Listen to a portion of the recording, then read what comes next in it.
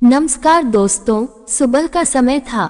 शादी की चहल पहल के बाद धीरे धीरे सभी मेहमान अपने अपने घर लौटने की तैयारी में थे। नूपुर नई नवेली बहू अभी अपनी शादी के खुमार में थी। दूसरी ओर उसका पति निखिल अलग कमरे में बैठा शादी के खर्चों का हिसाब किताब बना रहा था। उसके माथे पर थोड़ी चिंता की लकीरें थी। इतने बड़े आयोजन ने परिवार पर आर्थिक दबाव डाला था और अब उसे हर चीज को संतुलित करना था। वहीं कमला जी निखिल की मां बहू के मायके से आए सामान को व्यवस्थित करने में व्यस्त थी। हालांकि कमला जी और निखिल ने शादी में दहेज लेने से साफ इनकार कर दिया था। रिश्ता तय होने के तुरंत बाद ही कमला जी ने नूपुर के माता पिता से कह दिया था कि हमारे घर में किसी भी चीज की कमी नहीं है। निखिल अच्छा कमाता है, अच्छी नौकरी करता है। हम दहेज लेने और देने के बिल्कुल हिमायती नहीं है। परंतु इतना मना करने के बावजूद लड़की वालों ने दिल खोलकर दहेज भेजा था। नूपुर देर से जागी थी। शादी की थकान और मीठे ख्वाब उसके चेहरे पर साफ झलक रहे थे। वह बिस्तर से उठी और सीधे बाथरूम की ओर चली गई, लेकिन कुछ ही देर में वह झुझलाते हुए बाहर निकली और तेज आवाज में निखिल को पुकारा। निखिल, जरा यहाँ आना। तो अपना काम छोड़कर निखिल नूपुर के पास गया। निखिल, ये क्या है? बाथरूम में गीजर तक नहीं है, अब मैं नहाऊं कैसे? नूपुर, गीजर नहीं है तो क्या हुआ? माँ से कह देता हूँ, वे भगोने में पानी गर्म करवा देंगी। नूपुर ने निखिल की बात सुनते ही अपनी भौहें चढ़ा ली। ओह रियली, भगोने में पानी गर्म करोगे? यह क्या मजाक है निखिल? तुम्हें पता भी है मेरे मायके में 4 बाथरूम है और हर बाथरूम में गीजर लगे हुए हैं। अगर मुझे पता होता कि यहाँ गीजर तक नहीं है तो मैं पापा से कह देती। जब उन्होंने दहेज में मुझे इतना कुछ दिया है तो गीजर भी भिजवा देते। नूपुर की इन बातों से निखिल का चेहरा उतर गया। वह कुछ पल के लिए चुप रहा। उसकी चुप्पी में संकोच और असमंजस दोनों थे। फिर उसने संयमित स्वर में जवाब दिया, नूपुर, मैं जल्द ही गीजर लगवा दूंगा। तुम इस तरह परेशान मत हो। लेकिन तुम्हें शादी से पहले इन सब चीजों का ख्याल क्यों नहीं आया? नूपुर बोली। निखिल कुछ कहने ही लगा था, लेकिन तभी कमला, निखिल की मां, अपनी बहू की बातें सुनकर कमरे में प्रवेश करती है। कमला जी स्थिति को संभालते हुए बोली, अरे बहू, परेशान मत हो, बस कुछ ही देर की बात है। मैं किचन में पानी गर्म करवा देती हूँ। और निखिल, कल बाजार जाओ और एक अच्छी कंपनी का गीजर ले आना। मेरी बहू की कोई तकलीफ नहीं होनी चाहिए। इतना कहकर कमला जी वहां से चली गई। नूपुर कमला जी के शब्द सुनकर थोड़ी शांत हो गई, लेकिन उसकी आंखों में अभी भी हल्की नाखुशी झलक रही थी। शाम के समय नूपुर फोन पर अपनी सहेली मिली से बात कर रही थी। मिली ने कहा, नूपुर, तेरी शादी का फंक्शन तो कमाल का था। इतना बेहतरीन इंतजाम, ऐसी भव्य सजावट और वो तेरा लहंगा, सब कुछ इतना बढ़िया था कि हम लोग तो तारीफ किए बिना रह नहीं सके। वैसे तेरे मम्मी पापा ने दिल खोलकर खर्च किया। तो नूपुर हंसते हुए बोली, अरे तुझे पता है, मम्मी पापा ने कहा था कि बेटी की शादी ऐसी करेंगे कि पूरे शहर में चर्चा हो। तुमने मेरी गाड़ी देखी थी? बिल्कुल नया मॉडल है। लहंगे से लेकर गहनों तक हर चीज स्पेशल थी। दोनों सहेलियां हंसते हंसते बातें कर रही थी। तभी नूपुर की नंद निहारिका ने दरवाजा खटखटाया। भाभी, मोहल्ले की कुछ औरतें आपसे मिलने आई हैं। वे आपको देखने के लिए बड़ी उत्सुक हैं। तैयार होकर आ जाओ। नूपुर ने फोन काटा और जल्दी से अपनी अलमारी से अपनी सबसे खूबसूरत साड़ी निकाली। उसने साड़ी पहनकर हल्का मेकअप किया और जैसे ही बाहर निकली सभी की निगाहें उस पर टिक गई। मोहल्ले की औरतें उसकी खूबसूरती की तारीफ करने लगी। एक ने कहा, मानना पड़ेगा कमला, बहू तो बिल्कुल चांद का टुकड़ा लेकर आए हो। तभी दूसरी महिला ने मुस्कुराते हुए कहा, गुलाबी रंग की यह साड़ी तो बहू पर खूब फब रही है। कमला, क्या ये भी तुम्हारी पसंद की है? इससे पहले कमला जी कुछ कहती, नूपुर बड़े उत्साहित स्वर में बोली, अरे नहीं आंटी जी, ऐसी साड़ियां खरीदना इनके बस की बात कहाँ। यह मेरे दहेज की साड़ी है। जानती है, इसे मैंने दिल्ली के सबसे बड़े शोरूम से खरीदा था। वहां की यह सबसे खूबसूरत साड़ी थी। मम्मी ने इसे खास मेरे लिए चुना था। पूरे 25,000 की खरीदी है। सच में बहू, तुम्हारे मायके वालों की पसंद तो कमाल की है। पड़ोसन ने कहा, हाँ आंटी जी, मेरे मम्मी पापा ने हमेशा मेरी पसंद का ख्याल रखा है। मेरे पास जितनी भी ड्रेसेस और साड़ियाँ हैं, सब की सब 20,000 से ऊपर की हैं। और गहनों के बारे में तो पूछिए ही मत। पूरे 50 तोला सोने के गहने हैं मेरे मायके की तरफ से। यहाँ तक कि जो गाड़ी उन्होंने दी है वह भी मेरी फेवरेट ब्रांड की है। ये सुनकर पड़ोस ने एक दूसरे की ओर देखने लगी। वैसे कमला, बहू ने तो घर दहेज से भर दिया है। पड़ोसन बोली। नूपुर के चेहरे पर गर्व और खुशी साफ झलक रही थी, लेकिन पास खड़ी कमला जी चुपचाप ये सब सुन रही थी। उनके चेहरे पर एक हल्की असहजता उभरी, लेकिन उन्होंने इसे छिपाने की कोशिश की।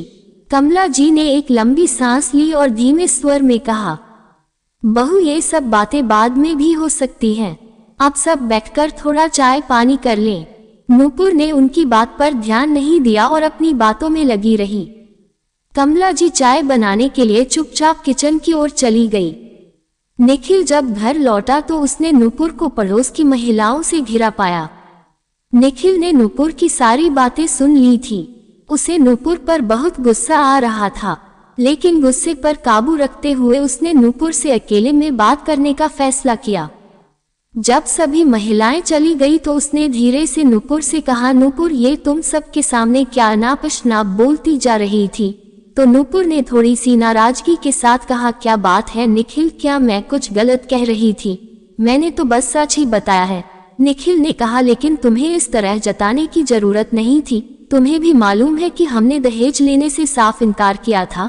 नूपुर ने गुस्से में कहा, अरे लेकिन मेरे मम्मी पापा ने इतना कुछ दिया है तो मैं क्यों नहीं बताऊं? तुम्हारी माँ तो मुझे खुद ही कहती है कि मेरे मायके वालों ने मुझे दहेज में बहुत कुछ दिया है। निखिल ने समझाते हुए कहा, हाँ, माँ ने यह बात कही होगी, लेकिन इसका मतलब यह नहीं है कि तुम हर जगह जाकर यह बात दोहराओ। लेकिन इतना समझाने पर भी नूपुर ने निखिल की बातों को बिल्कुल अनसुना कर दिया और मोबाइल देखने में व्यस्त हो गई। दिन यूं ही बीतने लगे। निखिल अक्सर बातों बातों में अपने दहेज का जिक्र छेड़ दिया करती थी, जिससे घर के बाकी सदस्य बाहर वालों के सामने असहज महसूस करने लगे थे। एक आध बार निखिल और नूपुर की इस बात पर बहस भी हो गई थी। इसी बात पर एक दिन नाराज हो गई नूपुर। कमला जी उन दोनों के बीच खटास का कारण जानती थी। एक दिन कमला जी ने उसे समझाते हुए कहा, बहू, मैं जानती हूँ कि तुम अपने मायके में बहुत आराम और सुविधाओं में रही हो। तुम्हारे मम्मी पापा ने तुम्हारी हर खुशी का ख्याल रखा, लेकिन बहू, तुम्हारा ससुराल भी तुम्हारा अपना घर है। मायके और ससुराल की तुलना करने से रिश्ते कमजोर होते हैं। समझदारी इसमें है कि तुम अपने मायके और ससुराल के बीच संतुलन बनाकर चलो, क्योंकि तुम दोनों जगह की इज्जत हो। मैं तो बस इतना चाहती हूँ कि तुम और निखिल मिलकर मजबूत रिश्ते की नींव रखो। परंतु नूपुर ने उनकी बात को भी एक कान से सुना तो दूसरे कान से निकाल दिया। निखिल और नूपुर की शादी को अभी कुछ ही दिन बीते थे कि निखिल की बहन निहारिका के लिए भी एक अच्छे घर से रिश्ता आ गया। लड़के का नाम अरुण था। वह अपने पिता का बिजनेस संभाल रहा था और अच्छा कमा रहा था। घर परिवार भी सब अच्छा लगा तो एक शुभ मुहूर्त देखकर एक अच्छे होटल में निहारिका और अरुण की मंगनी कर दी गई। परिवार के सभी लोग बहुत खुश थे। एक दिन कमला जी ने निखिल से कहा, बेटा, निहारिका की सासू माँ का फोन आया था। वह घर पर आने को कह रही थी शादी की बात करने के लिए। तो निखिल ने कहा, ठीक है माँ, इसमें परेशानी क्या है? तो कमला जी बोली, लेकिन बेटा, मुश्किल से 1 महीना हुआ है तुम्हारी शादी को। महंगाई इतनी है कि ना करते करते भी शादी में अच्छा खासा खर्च हो ही गया था। अब निहारिका की शादी में तो उससे ज्यादा ही खर्चा हो जाएगा। इसलिए मैं सोच रही थी कि अभी 6 महीने के लिए रुक जाते। तो इस पर निखिल ने कहा, नहीं माँ, परेशान होने वाली कोई बात नहीं है। मेरे पास इतनी बचत है कि शादी का इंतजाम अच्छे से हो जाएगा। आप उन्हें कल बुला लीजिए। इस मामले में देरी करने का कोई फायदा नहीं, सब अच्छे से हो जाएगा। चिंता मत कीजिए। आज शाम को लड़के वालों ने आना था।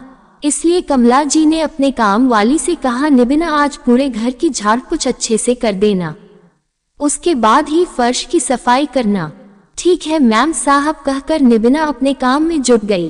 उस समय निखिल भी वहीं पास में ही बैठा था और फोन पर किसी जरूरी कॉल में व्यस्त था। निबिना को फर्नीचर साफ करते देख नुपुर तुरंत वहां आ गई और बोली, छी, इतने गंदे कपड़े से मेरा इतना महंगा फर्नीचर तो और भी ज्यादा गंदा हो जाएगा। इतनी भी समझ नहीं है तुम्हें कि फर्नीचर की सफाई के लिए स्प्रे क्लीनर का प्रयोग करो। कम से कम माँ जी तो देख सकती थी ना कि इतने महंगे फर्नीचर को किस तरह साफ किया जाता है। इतना कहकर नूपुर अपने कमरे से क्लीनिंग स्प्रे लेकर आए और टेबल पर रखते हुए बोली, इससे करो साफ सफाई। बिल्कुल समझ नहीं है तुम्हें। अभी काम वाली बाई ने वह स्प्रे उठाया ही था कि तभी उसका पैर फिसला और वह टेबल के किनारे से जा टकराए। ये देखकर बजाय ये पूछने के कि कहीं निबिना को चोट तो नहीं आई, नूपुर उसी पर बरस पड़ी। सही तरीके से काम भी नहीं कर सकती, तुम्हें सफाई करने के लिए कहाँ है, सामान तोड़ने के लिए नहीं। पता भी है पूरे 4 लाख का फर्नीचर है ये सारा। ढंग से सफाई करो, अगर कुछ भी तोड़ा फोड़ा तो तुम्हारी तनख्वाह काट लूंगी। और वैसे भी तनख्वाह काटने से भी क्या बनेगा, तुम्हारी पूरी उम्र भी निकल जाए ना तब भी तुम इस खर्च की भरपाई नहीं कर पाओगी। निबिना अपने सिर को सहलाते हुए कुछ घबराई हुई सी खड़ी थी। उसकी आंखों में अपमान और चोट का दर्द साफ झलक रहा था। उसी समय कमला जी वहां आई। अरे क्या हुआ बहू, उन्होंने पूछा। निबिना धीरे से बोली, वो मेम साहब पांव फिसल गया था मेरा, इसलिए मेज से जा टकराए। नूपुर ने गुस्से में कहा, अभी मेरे दहेज की कांच की मेज टूट जाती और अच्छा खासा नुकसान हो जाता।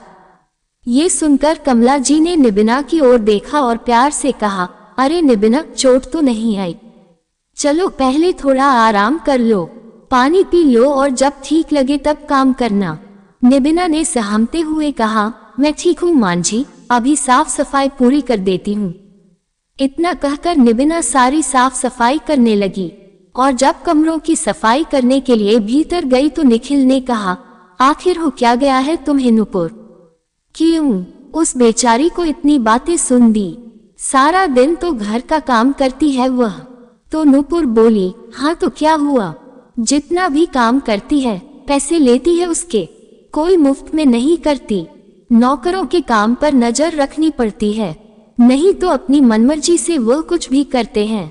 जानते भी हैं अगर सही तरीके से फर्नीचर की सफाई ना हुई तो ये बिल्कुल पुराना दिखने लगेगा। लेकिन आपको क्या पता, ऐसा फर्नीचर आपके घर पर पहले था कहाँ, आपके घर पर तो क्या आपके खानदान में किसी के घर पर नहीं होगा इतना महंगा फर्नीचर। नूपुर थोड़ा तो सोचकर बोला करो, पता भी है तुम क्या बोलते जा रही हो, चीजें इंसान के लिए होती है, इंसान चीजों के लिए नहीं।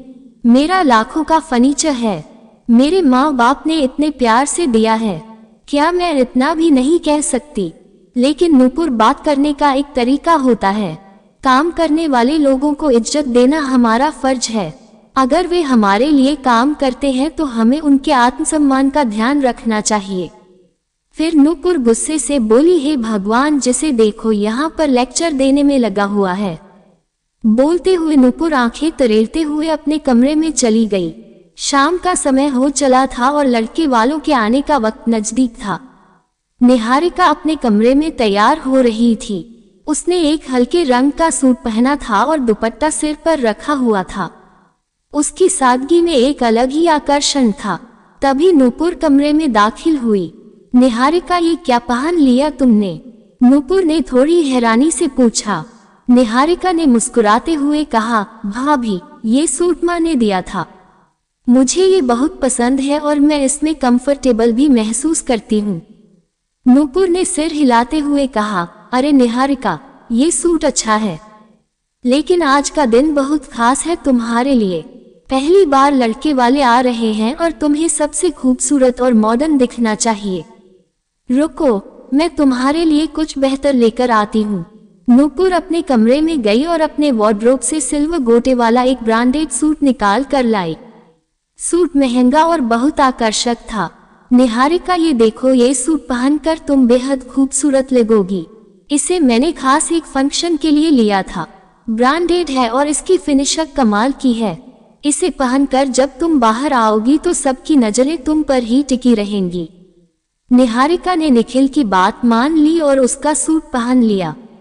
जब वह तैयार होकर आई तो निखिल ने खुशी से कहा, देखा मैंने कहा था ना तुम पर यह सूट बहुत झेगा। अब चलो, मेहमानों का समय हो रहा है। अरुण अपनी माँ मोहिनी जी के साथ आया। दोनों का कमला जी ने गर्मजोशी से स्वागत किया और बैठक में बिठाया। निहारिका ने कमरे में प्रवेश किया और मोहिनी जी के पैर छुए होने वाली सांस ने उसे आशीर्वाद देते हुए कहा, अरे वाह निहारिका, तुम तो बहुत प्यारी लग रही हो। तुम्हारी खूबसूरती का तो कोई जवाब नहीं। इतना सुनते ही नुपुर ने तुरंत बीच में कहा, देखा निहारिका, मैंने कहा था ना कि मेरा सूट पहन लो, तुम पर बहुत अच्छा लगेगा। अब तो तुम तारीफें बटोरती रहना। मोहिनी ने थोड़ा चौंकते हुए कहा, ओह, ये सूट तुम्हारा है?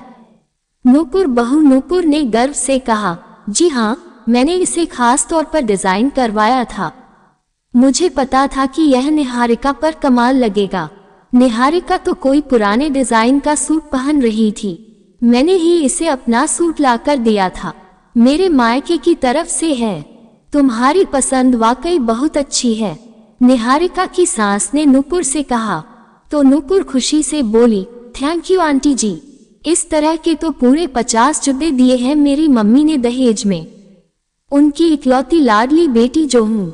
ऐसी कोई चीज है ही नहीं आंटी जो मेरी माँ ने मुझे दहेज में ना दी हो। कहते हुए नुपुर अपने गले में पहना हुआ नेकलेस ठीक करने लगी। तो मोहिनी जी उसे देखते हुए बोली, अरे वाह, नेकलेस तो बहुत अच्छा लग रहा है तुम्हारा। क्या ये भी? और नहीं तो क्या आंटी, ये भी मेरे मायके की तरफ से ही आया है। डायमंड नेकलेस है। खास तौर पर ज्वेलर्स से अपनी पसंद के नेकलेस डिजाइन करवाए थे मैंने। इसके अलावा डायमंड की इयरिंग्स और गोल्ड की 1 दर्जन चूड़ियां भी दी है उन्होंने मुझे। ये सब सुनकर निखिल गुस्से से नुपुर की ओर देखने लगा, लेकिन नुपुर तो अपनी ही बातों में मस्त थी। फिर कमला जी ने माहौल को संभालते हुए मिठाई उनके आगे करते हुए कहा, अरे बहन जी, आपने तो कुछ लिया ही नहीं, यह मिठाई लीजिए ना। फिर अरुण ने निहारिका की तरफ मुस्कुराते हुए देखा और कहा, ड्रेस कैसी भी हो लेकिन आपकी सादगी आपकी सबसे बड़ी खूबसूरती है। इस बात पर निहारिका मुस्कुरा दी। मोहिनी जी ने चाय का पहला घूंट लिया और पूरे हॉल में एक नजर दौड़ाई। दीवारों पर सजी खूबसूरत पेंटिंग्स, डिजाइनर शोपीस और शानदार फर्नीचर को देख उन्होंने हैरानी भरे स्वर में कहा, कमला जी, आपके घर की सजावट तो वाकई कमाल की है। हर चीज इतनी सुंदर और व्यवस्थित लग रही है। ये सजावट का सामान कहाँ से लिया आपने? कमला जी ने मुस्कुराते हुए जवाब देने के लिए मुंह खोला ही था कि नुपुर बीच में बोल पड़ी, आंटी जी, यह सब जो आप देख रही हैं ना मेरे दहेज में आया है। असल में मेरे मम्मी पापा ने बहुत ही महंगी और ब्रांडेड चीजें दी हैं। हमारे यहाँ लड़कियों को दहेज में सब कुछ भर भर कर दिया जाता है। ये सारा फर्नीचर, कांच के शो पीस, यहाँ तक कि यह कटलरी सेट भी मेरे मायके से ही आया है। नुपुर के इस जवाब पर मोहिनी जी ने सिर हिलाते हुए कहा, हाँ, वैसे बात तो तुमने बिल्कुल सही कही। नुपुर की माँ बाप अपनी बेटी को जितना दे उतना कम लगता है। हर कोई अपनी हैसियत से बढ़कर देता है अपनी बेटियों को। फिर नुपुर ने कहा, जी आंटी, मेरे मायके वालों ने भी मेरी शादी में कोई कमी नहीं छोड़ी थी। असल में मेरी मम्मी हमेशा कहती थी कि शादी में दिया गया सामान लड़की का सम्मान बढ़ाता है। मोहिनी जी ने कमला जी की तरफ देखकर कहा, कमला जी, आपको तो बैठे बैठाए इतना कुछ मिल गया। सच में आप बहुत किस्मत वाली हैं कि इतनी अच्छी बहू मिली है आपको। मोहिनी जी की इस बात पर कमला जी का चेहरा फीका पड़ गया। वह खुद को संभालने की कोशिश करते हुए मुस्कुराए, लेकिन उनका मन अंदर ही अंदर खिन्न हो गया। फिर बोली, वैसे तो हमारे पास भगवान का दिया हुआ सब कुछ है, इसलिए हम दहेज लेने के हक में कभी नहीं थे। हमारा मानना है कि जितना हमारे पास है उससे हम इज्जत की जिंदगी जी सकते हैं। परंतु फिर भी बहू के मायके वालों ने, कमला जी की बात पूरी भी नहीं हुई थी कि नुपुर ने बीच में ही बोलते हुए कहा, अरे आंटी जी, ये सब तो कहने की बातें होती हैं।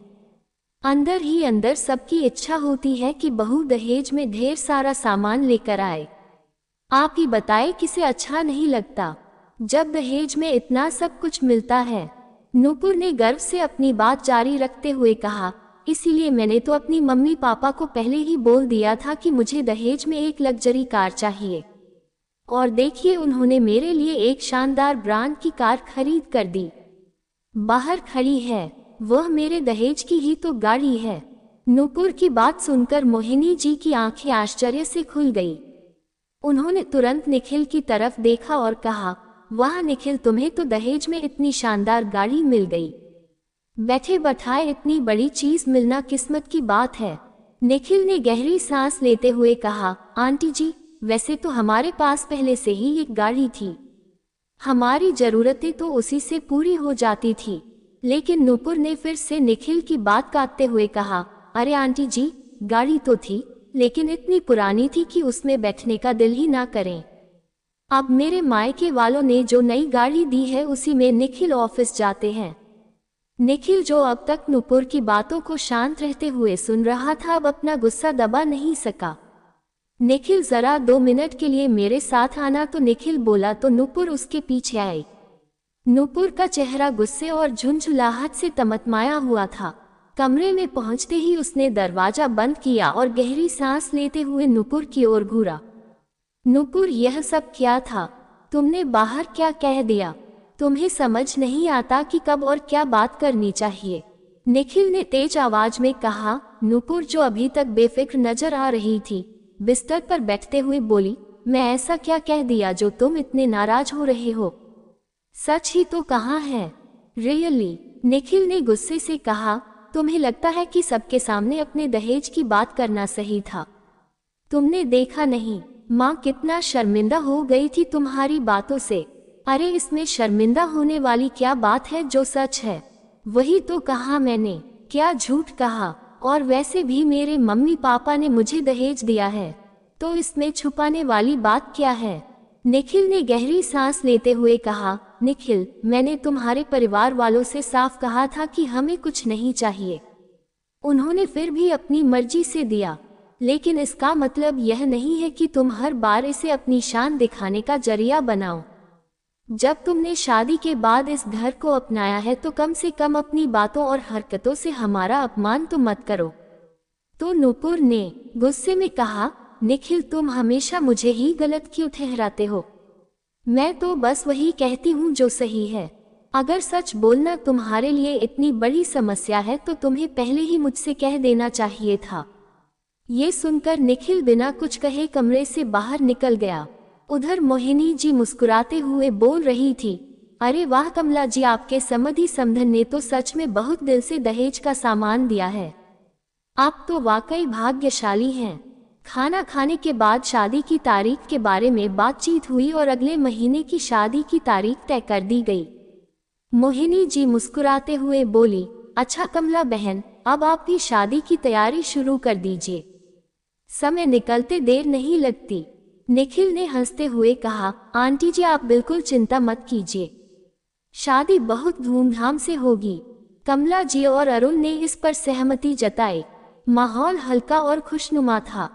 थोड़ी देर और बातचीत के बाद वे दोनों वहां से विदा हो गए। कमला जी ने भी राहत की सांस ली और निखिल से बोली, बेटा हमें जल्द ही शादी की तैयारियां शुरू करनी पड़ेगी, दिन तो बहुत कम है हमारे पास। तो निखिल बोला, माँ आप चिंता मत करो, मैं कल बैंक से पैसे निकलवा कर ले आऊंगा, सब समय पर हो जाएगा। लेकिन अभी 2 दिन भी नहीं बीते थे कि अचानक मोहिनी जी का फोन आ गया। उनकी आवाज में थोड़ी गंभीरता थी। कमला जी, मुझे आपसे कुछ जरूरी बात करनी है। कमला जी थोड़ा हैरान हुई और बोली, अरे बहन जी क्या हुआ? आप फोन पर ही बता दीजिए। मोहिनी जी ने ठहरते हुए कहा, नहीं ये बात फोन पर नहीं की जा सकती, हमें आमने सामने बैठकर बात करनी होगी, आप यहाँ आ जाए। कमला जी का मन थोड़ा परेशान हो गया। उन्होंने तुरंत कहा, ठीक है बहन जी, कल हम आपके घर आकर मिलते हैं। अगले दिन सुबह निखिल और कमला जी निहारिका के होने वाले ससुराल पहुंचे। मोहिनी जी ने उनका स्वागत किया और अरुण भी वहां मौजूद था। सभी ड्राइंग रूम में बैठ गए। चाय पानी के बाद कमला जी ने बात शुरू की। देखिए कमला बहन, हमने निहारिका को बहुत पसंद किया है। वह वाकई बहुत संस्कारी और समझदार लड़की है। लेकिन कमला जी थोड़ा रुकी। कमला जी ने चिंतित होकर कहा, लेकिन क्या बहन जी, सब कुछ तो सही चल रहा था, क्या कोई समस्या है? मोहिनी जी ने थोड़ा असहज होकर कहा, समस्या तो नहीं है, लेकिन कुछ बातें हैं जिन्हें पहले ही स्पष्ट कर लिया जाए तो अच्छा है। ड्राइंग रूम में एक अजीब सी खामोशी थी। मोहिनी जी ने चाय का एक घूंट लिया और फिर गंभीर स्वर में कहा, देखिए कमला बहन, दरअसल मैं आपसे शादी में दिए जाने वाले दहेज के बारे में बात करना चाहती थी। ये सुनते ही मोहिनी जी और निखिल कमला हैरान रह गए। निखिल ने गुस्से को छिपाते हुए अपनी मां की ओर देखा लेकिन चुप रहा। मोहिनी जी मुस्कुराते हुए बोली, अरे मोहिनी बहन, आप इस बात को इतना गंभीरता से मत लीजिए। देखिए हमारी तो कोई खास मांग नहीं है, लेकिन सोच रही थी कि शादी में जो सामान आएगा वह ब्रांडेड और अच्छा होना चाहिए। आखिर यह सब तो नेहा के लिए ही है। मोहिनी जी ने थोड़ी असहजता से कहा, जी निहारिका के लिए तो हम अपनी तरफ से सब कुछ अच्छा ही देंगे। तो मोहिनी जी ने बात को आगे बढ़ाते हुए कहा, देखिए फर्नीचर तो हम अपनी पसंद से खरीदेंगे। इसके लिए आपको 5 लाख रुपए अलग से दे देने होंगे। आखिर हमारी बेटी के नए घर को अच्छे से सजाना हमारा ही फर्ज है। कमला जी का चेहरा उतर गया, लेकिन इससे पहले कि वह कुछ कहती मोहिनी जी ने बात को और आगे बढ़ा दिया। और हाँ, मोहिनी जी हंसते हुए बोली, जब आपने अपनी बड़ी बहू से इतना अच्छा दहेज लिया है तो अपनी बेटी निहारिका के लिए भी कुछ देना तो बनता है। गहने और कपड़े तो आप देंगे ही, लेकिन हमारे रिश्तेदारों के लिए ब्रांडेड कपड़े होने चाहिए। आखिर यह हमारी इज्जत का सवाल है। ये सुनकर कमला जी के हाथ कांपने लगे। निखिल ने गहरी सांस लेते हुए कहा, आंटी, ऐसा कुछ तो हमने सोचा भी नहीं था। हम तो हमेशा दहेज के खिलाफ रहे हैं। हाँ, अपनी हैसियत के मुताबिक जितना हो पाएगा जरूर करेंगे। मोहिनी जी ने निखिल की बात को नजरअंदाज करते हुए कहा, बेटा, लेकिन ये तो एक परंपरा है। समाज में इज्जत बनाए रखने के लिए ये सब करना ही पड़ता है। मैं नहीं चाहती कि निहारिका की शादी के बाद कोई उसके मायके को लेकर कुछ कहे। कमला जी ने मोहिनी जी की मांगों को सुनने के बाद ठहरते हुए कहा, लेकिन बहन जी, इससे पहले तो आपने दहेज के बारे में कोई बात नहीं की थी। सब कुछ अच्छे से तय हो चुका था, फिर अब अचानक यह ऐसी बातें क्यों? मोहिनी जी ने चेहरे पर बनावटी मुस्कान लाते हुए कहा, अरे कमला बहन, दहेज की बात तो हमेशा शादी के वक्त ही की जाती है। और वैसे भी आपका बेटा निखिल अच्छा कमाता है, अपनी बहन को अच्छे से विदा करेगा तो हम भी अपने रिश्तेदारों को शान से दिखा सकेंगे कि हमारी बहू के मायके वालों ने कितना कुछ दिया है। जी ने असमंजस में कहा, लेकिन बहन जी, अब तो इतना समय भी नहीं है कि हम इतनी सारी चीजों का इंतजाम कर सकें। शादी में सिर्फ 1 महीना बचा है। मोहिनी जी ने हंसते हुए जवाब दिया, अरे बहन जी, 1 महीना बहुत है। आजकल तो सब कुछ रेडीमेड मिलता है। फर्नीचर से लेकर गहनों तक हर चीज बाजार में उपलब्ध है। आप बस अपनी तैयारी शुरू कीजिए। और हाँ, हमारे बेटे अरुण की खास मांग है कि दहेज में जो गाड़ी दी जाएगी वह उसकी पसंद की होनी चाहिए। कोई बड़ी लग्जरी कार पसंद की है उसने। गाड़ी की बात सुनकर कमला जी हैरान रह गई। गाड़ी उनके मुंह से अनायास ही निकला। मोहिनी जी ने तंज कसते हुए कहा, अरे बहन जी, परिवार बड़ा हो रहा है तो गाड़ी भी तो बड़ी होनी चाहिए। और वैसे भी जब आपने दहेज लेने में कोई कसर नहीं छोड़ी तो अब अपने बेटे की शादी में कंजूसी क्यों?